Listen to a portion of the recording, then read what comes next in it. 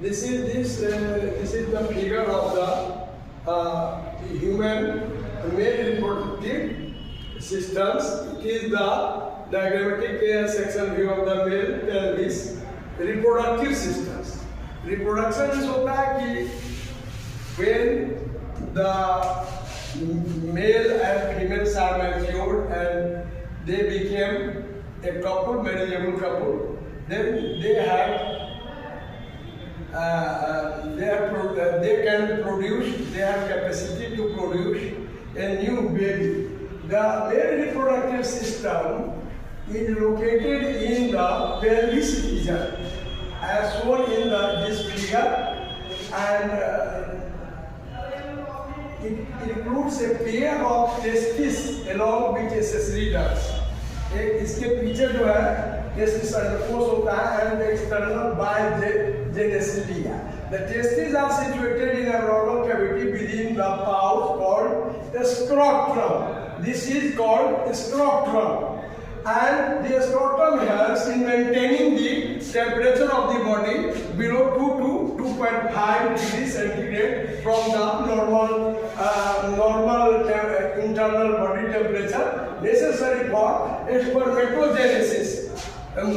This in adults, each testis is oval in shape with a length of about 4 to 5 centimeter and its width is 2 to 3 centimeter.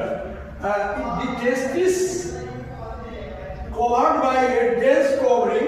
Each testis has about 250 compartments called testicular lobules, and this is the diagrammatic view of reproductive system parts of testis as shown in the figure. This is the urethra, this is semi-vascularis, this is urinary, and this one is the prostate. ये जो main it is found in the gents, not in the ladies, और ये PT in large, तो you have to trouble in during urine को बाहर निकलने में ये prevent करता है. And this one is the figure of the penis.